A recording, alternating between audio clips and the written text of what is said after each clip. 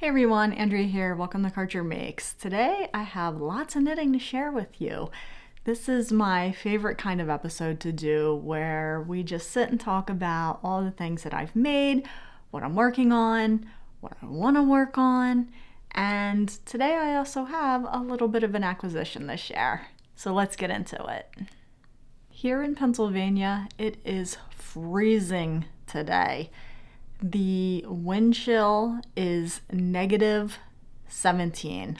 I don't think I've ever been in that cold of a temperature ever in my life. I went to Alaska a few years ago and stood on a glacier and it was not this cold. So it's very windy today. It is very cold. I plan on staying in all day. It's Olympic season. We're gonna watch some Olympics later. And I'm just gonna work on all of my knitting. Things here in the States hasn't been great, and I am grateful to just have something to distract me, like all of my yarn hobbies, YouTube videos, sharing with friends, and it's been a nice distraction from all the work that I've also been doing with contacting my Congress people, contacting my local representatives, contacting other states' representatives, because clearly something has to change here. And this is a knitting channel, but I just want to acknowledge that your feelings about what is happening are valid, and it is up to us to make the change.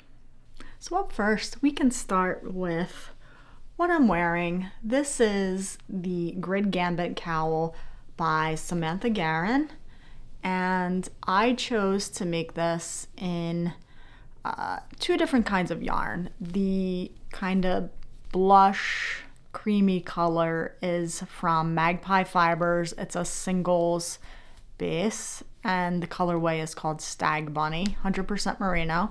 And then the other color, this gradient contrast that I used, is my hand spun from a loop fiber bump, and it goes from this kind of pink color into grays and then transitions into these browns, which I think is really pretty and makes this cowl very wearable, and it matches a lot of the clothing that I at least wear, and it is just so warm and cozy. Like I mentioned, it is real feel temperature is -17 today, so it is quite cozy to wear and it's keeping me warm.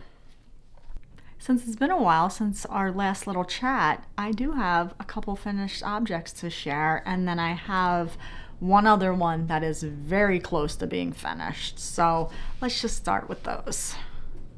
So let's start with the first finished object. These socks, which I started way back in December, they are finally done, and they've actually been done for quite a while. I think I finished these maybe a month ago, but here they are. They are finished. These are my Santa Claus Lane socks, which is the name of the colorway from the Sheepy Shire. This is on their Pixie sock base, which is merino nylon stellina. And poor stellina, the camera never wants to do her glittery justice, but trust me when I say that these are quite sparkly in real life. And this is just my vanilla sock pattern. For my size foot, I choose to do 64 stitches, US 1 needle. And as far as the ribbing for the cuff goes, these are top down. I am a cuff down, top down, 100% of the time person when it comes to knitting socks. And for the cuff, I just do it until I feel like not doing it anymore.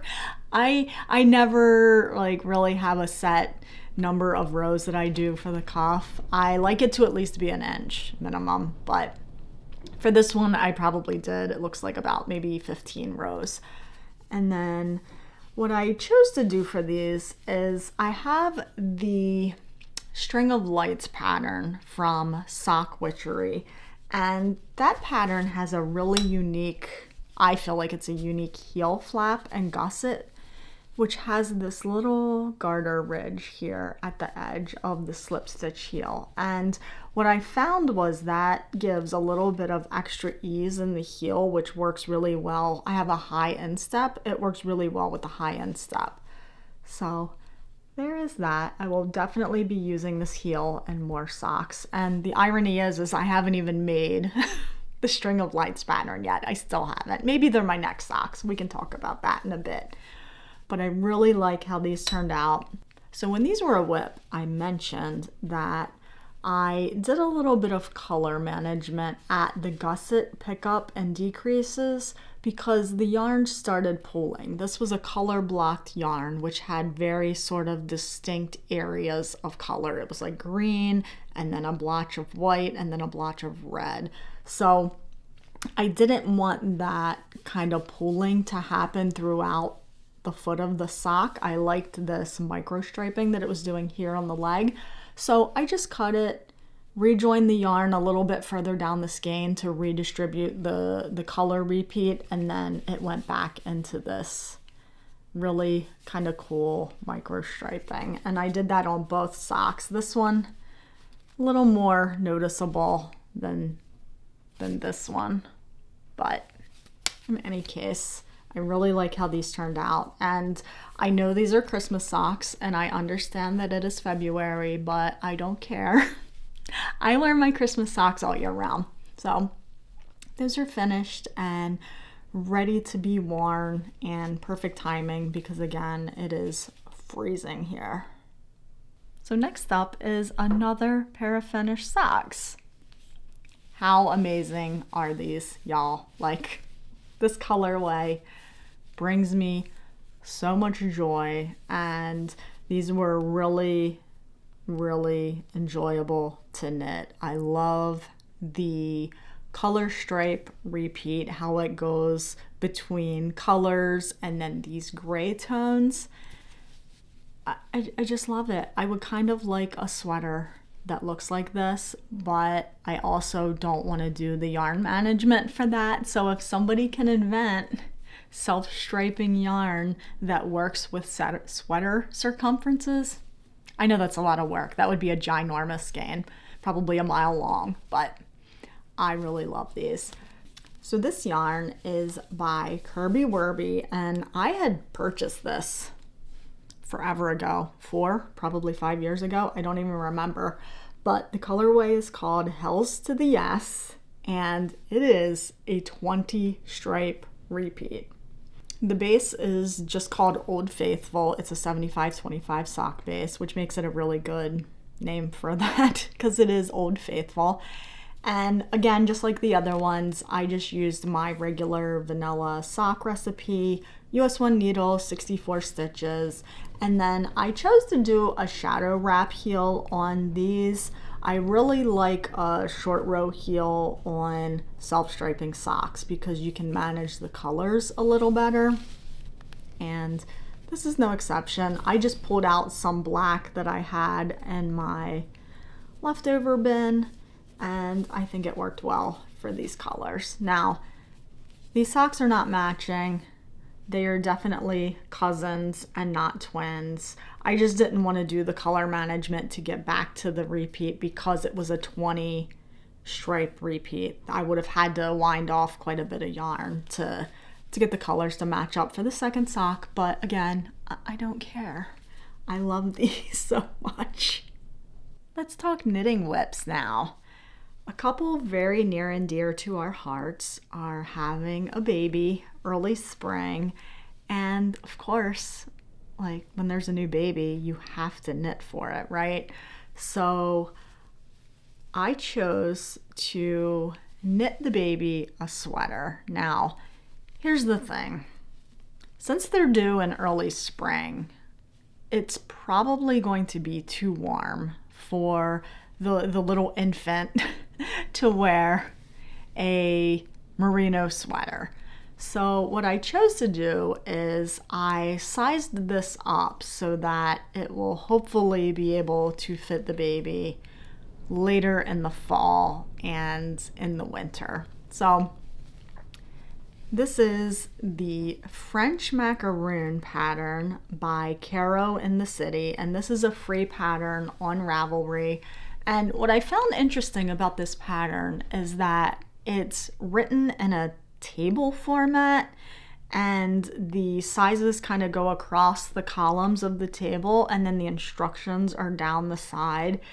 And at least for my brain, that was a really nice way to kind of keep track of the pattern, understand what's happening next, understand kind of what's to come within the pattern instructions. Now, that didn't stop me from making mistakes and having to rip back and fix things, but I just thought it was an interesting format that I don't see a lot in patterns. But in any case, so yeah, this is the French Macaroon.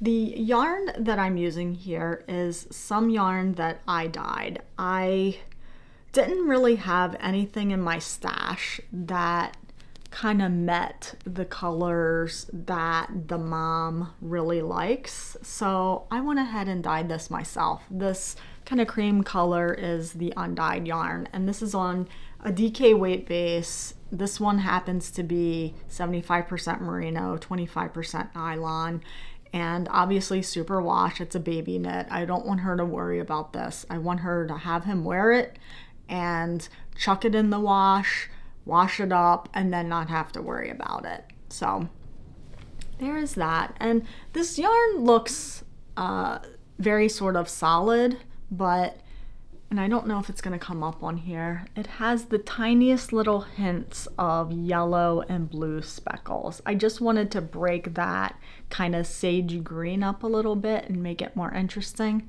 And I thought that turned out really pretty.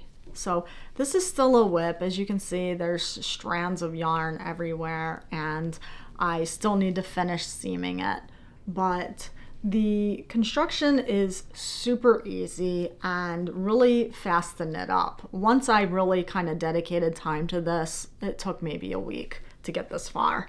So it's knit in 2 pieces flat, and you start at the bottom, you knit this giant rectangle, and then you pick up with the secondary color. And this is a free pattern. I don't know if I mentioned that, so I'm not giving any secrets away. But you pick up, and then you cast on for the arms, and then you change colors again, and then what you end up with is effectively 2 pieces that you then 3 needle bind off the shoulders for, and then you just seam the underarm and then the side hem. It does have here on the back a little place for a button, and I thought that was interesting construction too. It kind of confused me at first because it said turn and then do 5 more rows, and I was like, wait, that's gonna make a hole.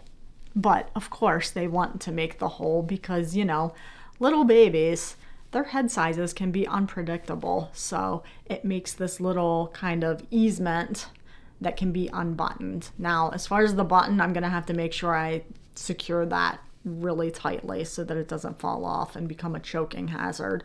But I think this turned out really cute, and it's like super squishy. It's just garter stitch, so it is very, very squishy, and I hope she loves it. I really do hope Mom loves it, and I really enjoyed making it.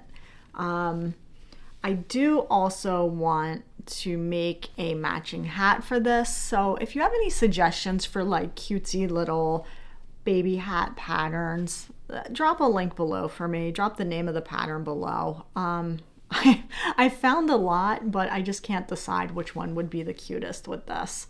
Maybe something with like little ears, little bear ears would be super cute.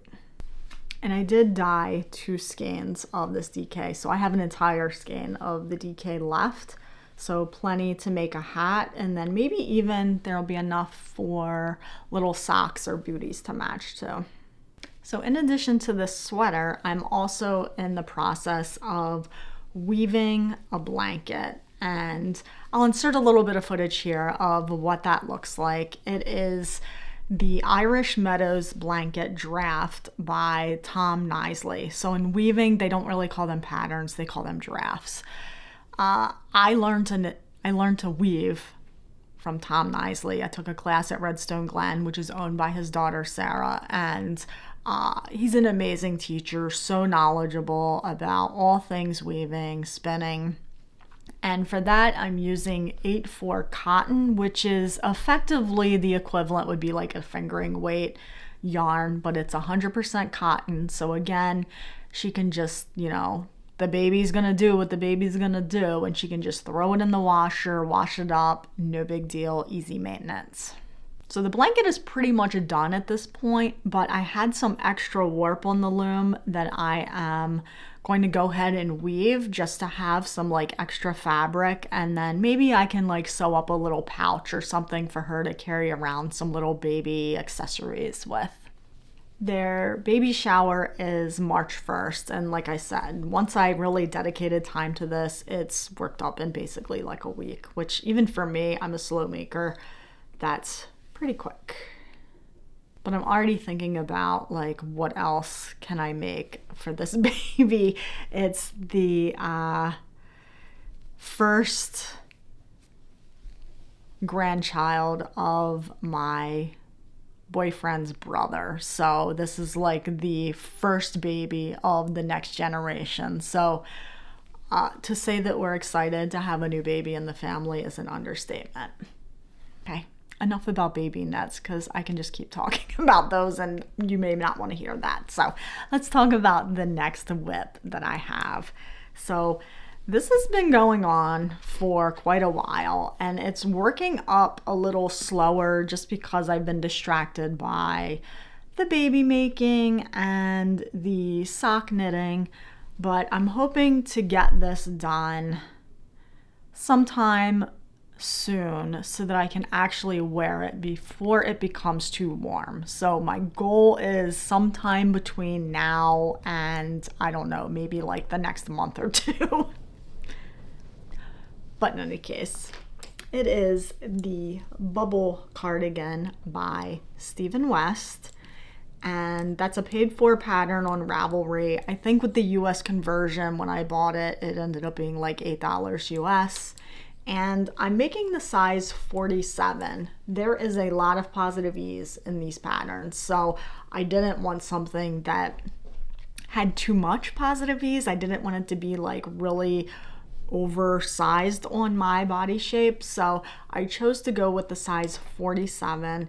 And the yarn that I'm using is the Frogget Yarns Advent from 2024. The theme was watercolor winter, and I'm doing these in day order, and it is perfection. Like, I couldn't ask for anything more out of these colors.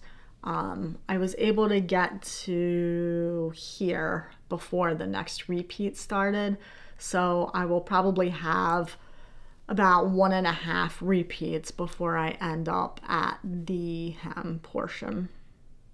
So this pattern calls for a pretty wide hem of about 4 inches, which seems a lot, and I don't know if I necessarily want to do 4 inches of ribbing, but I'm gonna end up trying this on quite soon. It's getting probably close to the point where I'm gonna need to decide how long I want this to be, inclusive of potentially 4 inches of ribbing at the bottom. So my next step here is to really try that on and decide how long I want it to be. I typically like sweaters to kind of hit me at my hip or a little bit lower. I'm not really into the whole super cropped thing too much, but I really enjoy working on this. It's very easily memorizable. I haven't looked at the pattern since the sleeve split, so it's really easily memorizable. The rows go pretty fast given the fact that these are fingering weight yarns being used, which I don't know if I want to make another fingering weight giant cardigan anytime soon, because it is taking a while, but I'm probably going to end up doing the same kind of color repeats on the sleeves, and then again I need to figure out how long I want to do the sleeves. I think I will have enough yarn to complete full length sleeves with the actual advent colors.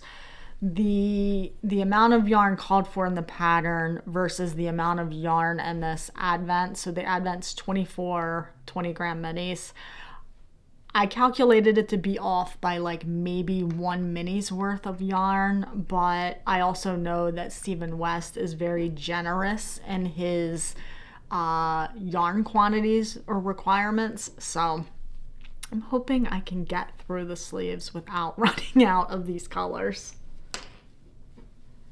So there it is in its rainbow glory. I really, really love it. So those are the active whips that I have. I still have some other whips. Don't we all have more whips? They're lingering, they're languishing, they're hibernating. We're not going to really talk about those until they're ready to become active again.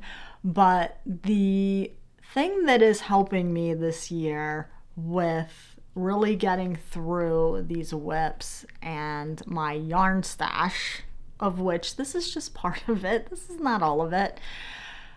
I'm doing the stash challenge, which is hosted by Mariah Knits, and what that is, it's a year-long make-along using stash. So it's very flexible in that you can still buy yarn, and we're going to talk a little bit about that in acquisitions, but you can still buy yarn. It just doesn't count towards the stash challenge if you choose to use it this year, which I really like that flexibility, because let's be honest, like hard rules like don't buy any yarn for a year, those don't work for me. The more I fight it, the more I want to do it. So the fact that it's kind of open-ended that way, I really enjoy. So Mariah shared a spreadsheet with us to track all of our progress, and it's really tracking kind of 2 metrics: grams, so weight of yarn, and then length in yards. And what there is at the end of every month, there's like a top 10 or something of people who use the most grams, and they're called the heavyweight lifters. And then there's the top 10 or however many of yardage, and they're called the long distance runners. So it's really fun to just see what everybody else is doing, what everybody is making, and what projects people are prioritizing, what yarn they're using. There's also a Discord that goes along with it, and just hearing about what everybody's doing is really fun for me.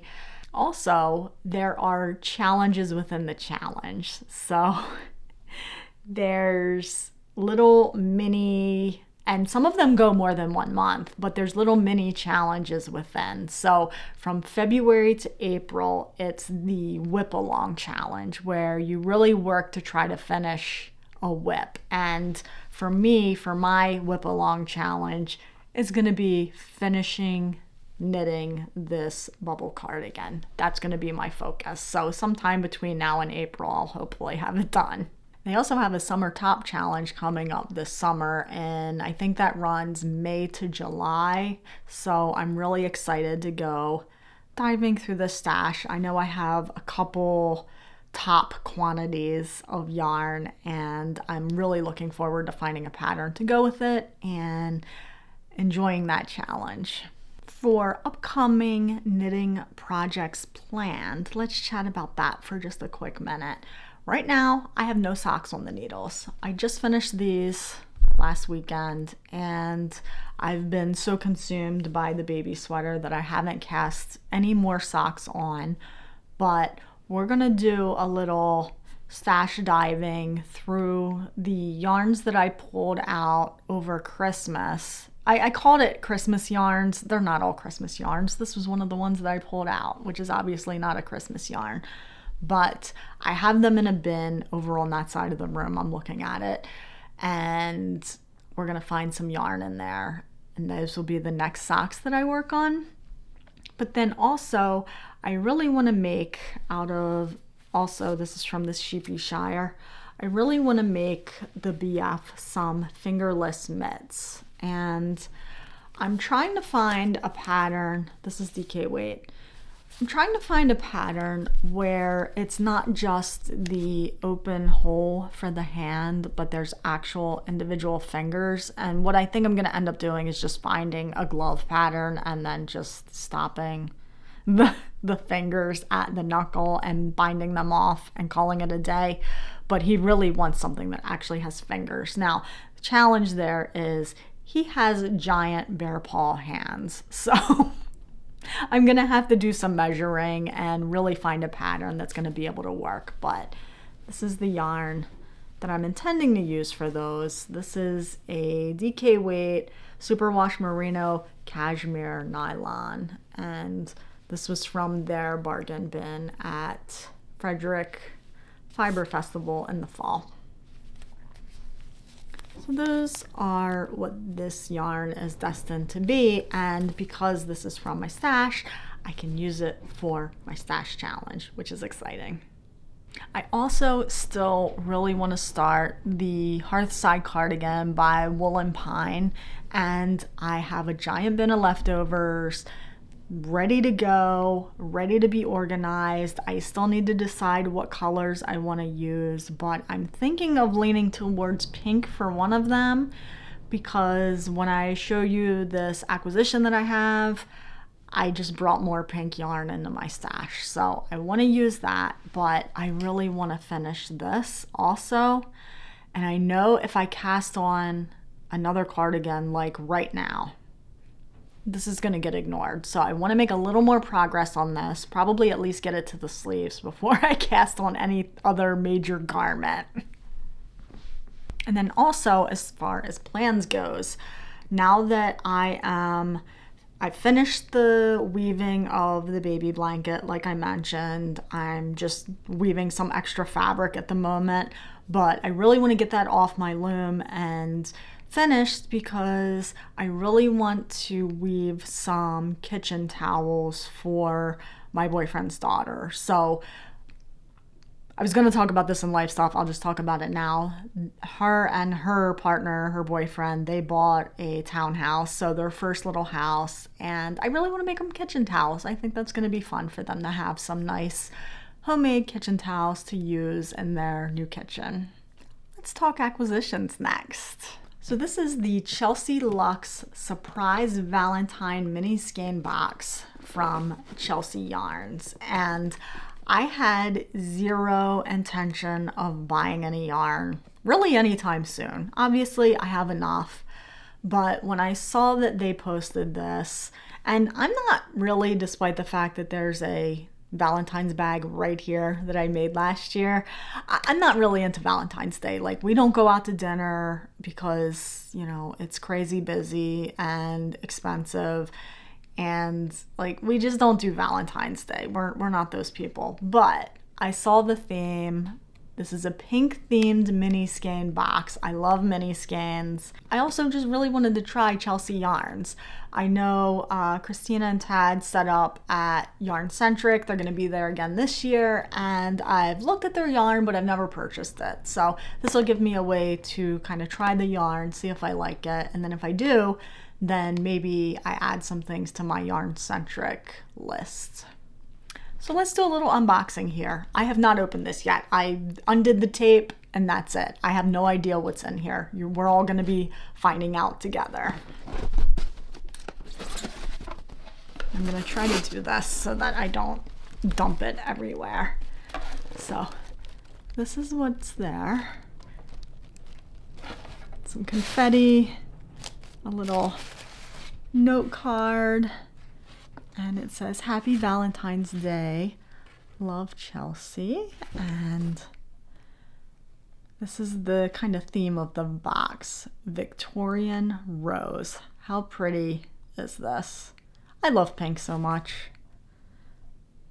My mother would have loved this. She was really into Victorian decor and stuff like that. So there's this, there's this handmade tag, and if you don't watch Christina's vlogs, she showed making these. But here's a little tag that she hand painted, and it says magical. I love that word. So magical. Very pretty. I'm gonna use this as a bookmark probably.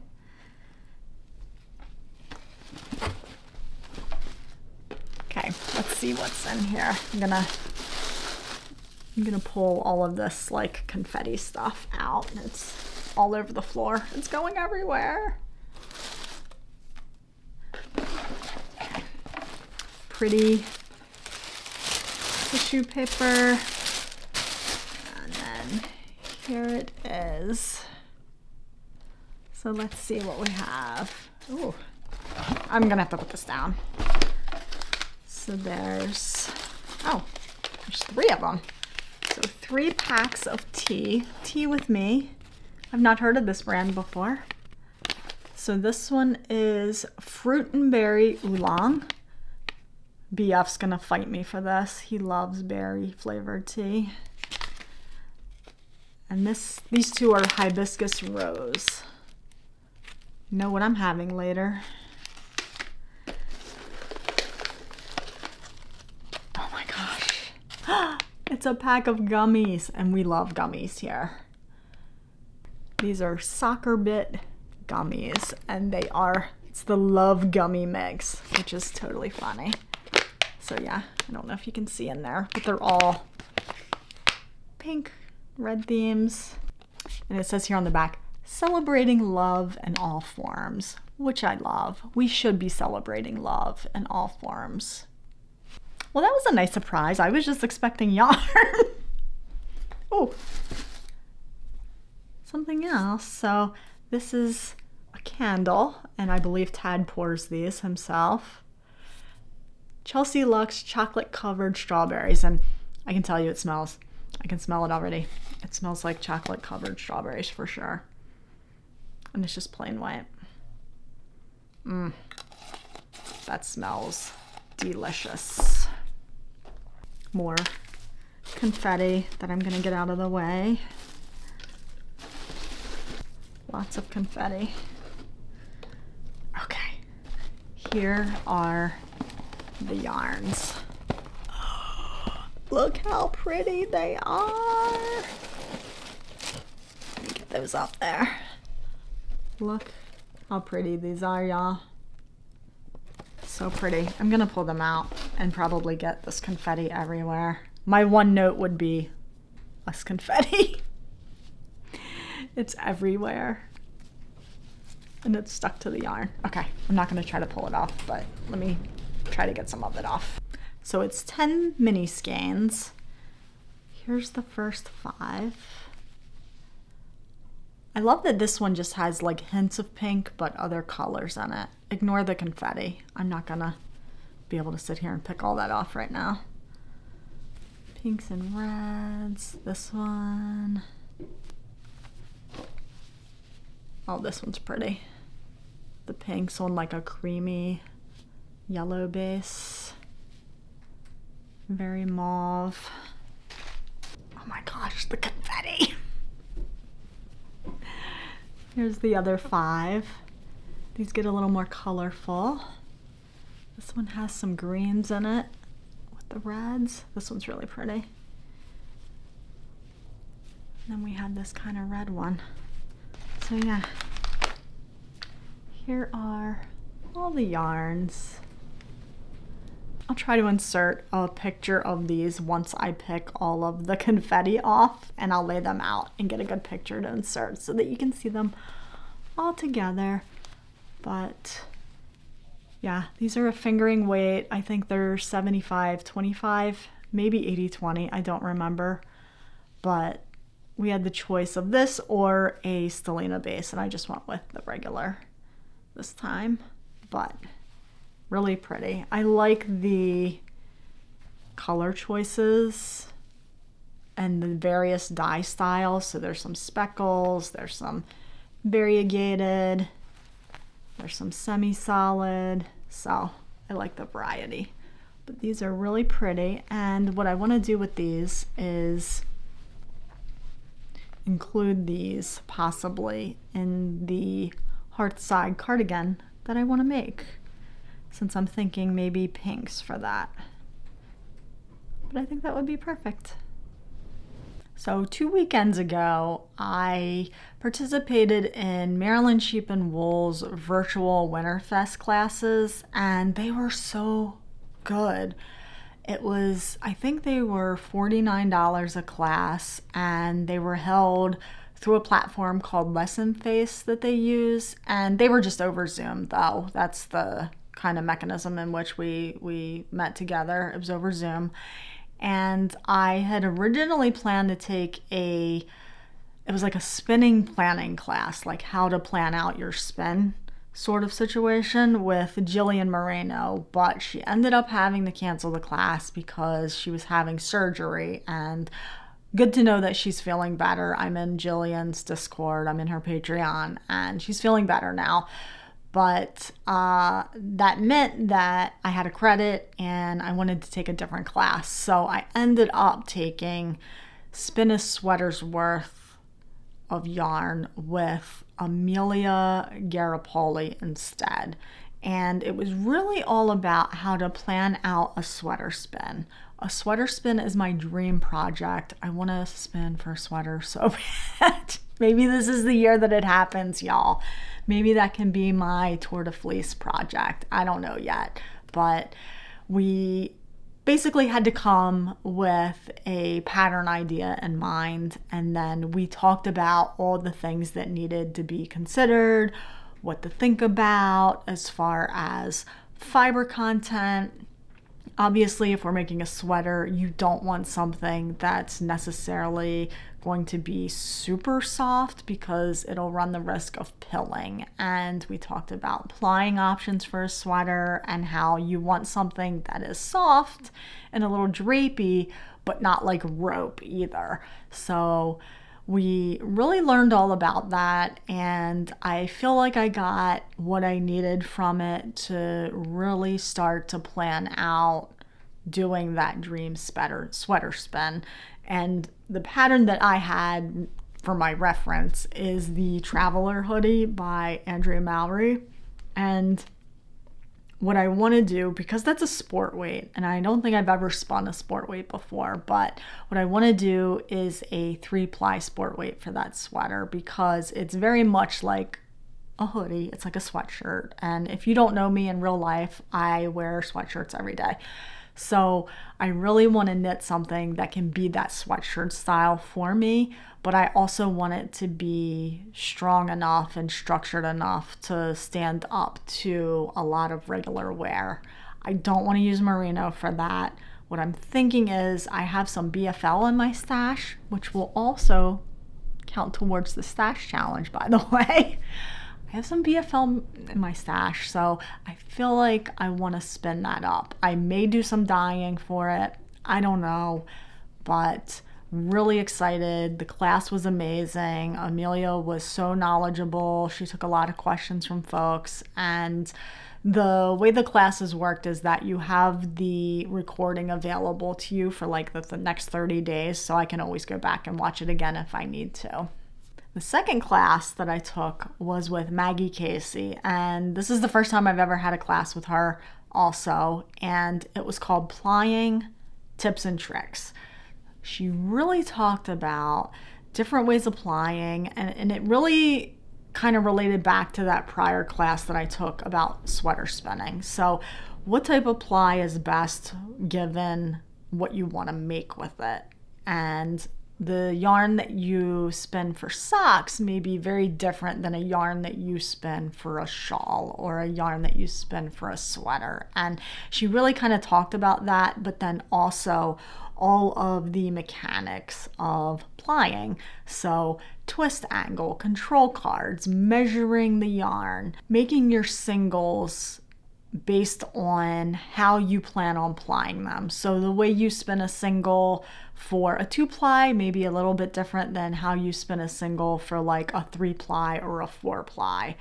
And she really talked about the importance of sampling, and I've finally come to the conclusion that I really need to sample more in my spinning. And her tip was, as you're buying fiber, and look, fiber is expensive, but as you're buying fiber, buy a little more, and it doesn't even need to be of the same exact, like if you're buying a braid, it doesn't need to be 2 of the same braid, but maybe you go and you find, like for BFL, for example, just go find an ounce of BFL and spin that for your sample versus the expensive braid for it. So she gave us a lot of tips and tricks, which was the name of the class. And we also had the opportunity to actually spin during the class. So what we ended up doing is we had to bring 3 bobbins worth of singles to the class, and then we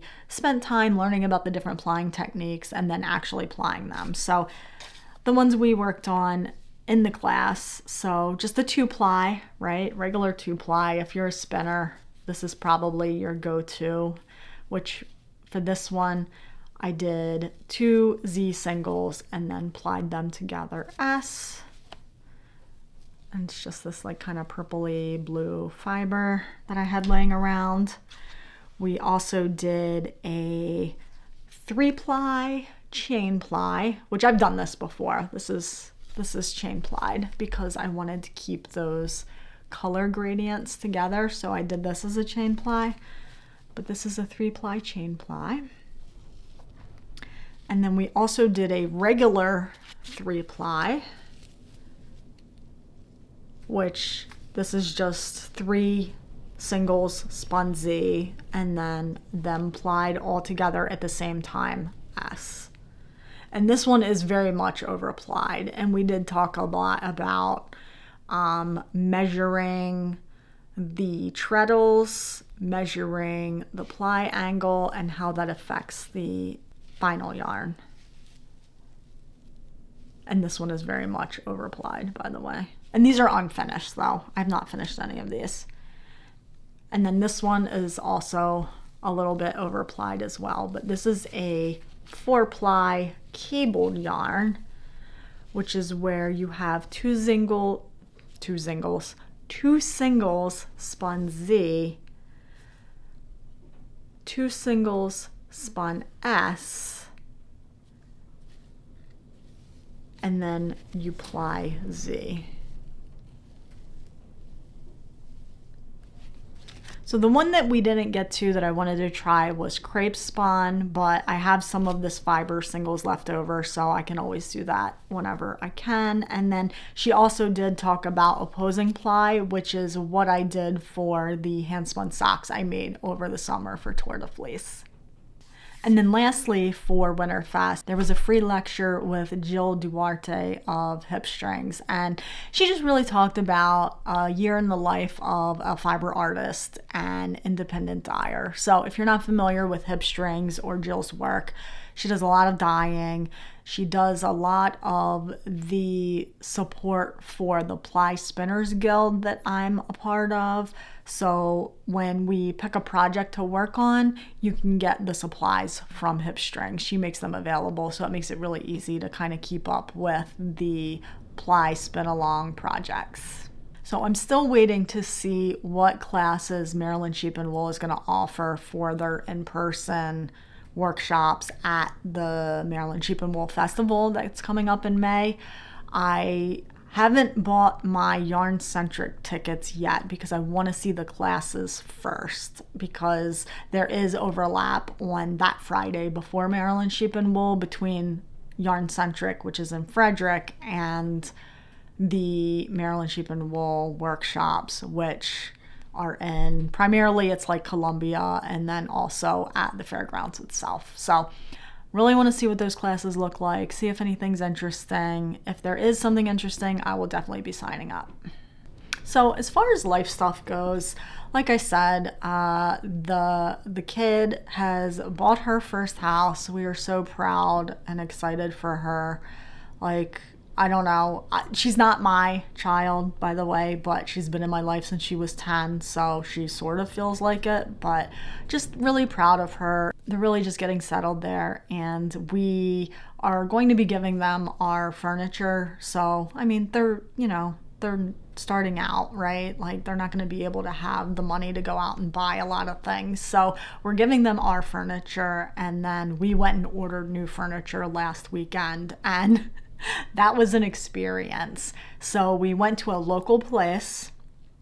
It's family owned, and they have a lot of options of furniture that is made within the USA, which was my preference given the whole like tariff situation that is happening here.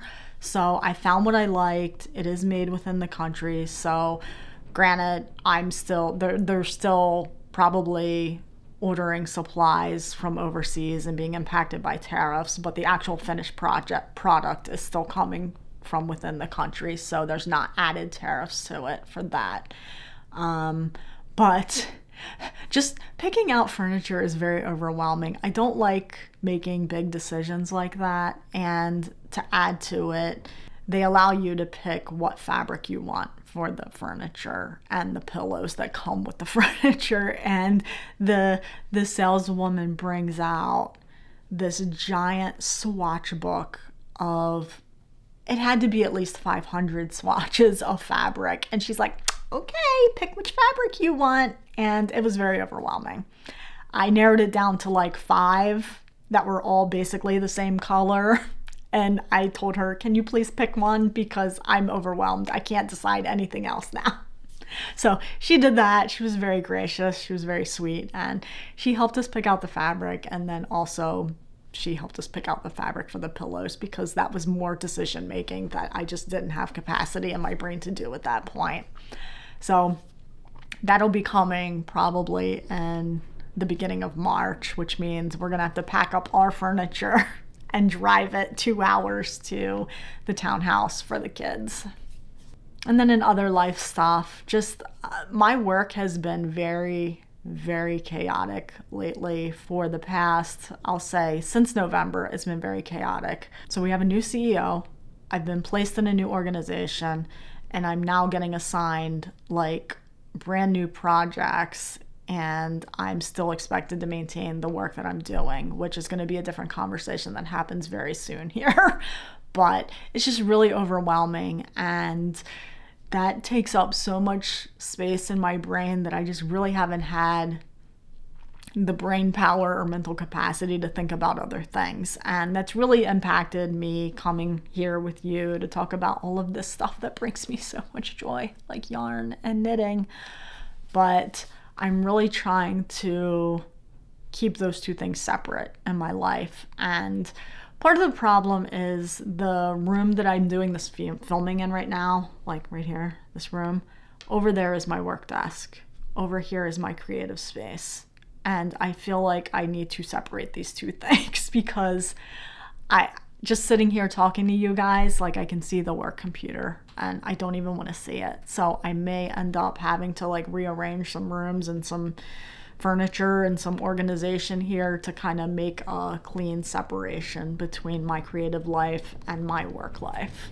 But yeah, other than that, and the fact that it's like tundra weather here. It's very windy today, by the way, and I'm sure you guys can kind of hear it in the background because it is like gale force winds. But it snowed here 2 weekends ago, like 10 inches, and it's still out there.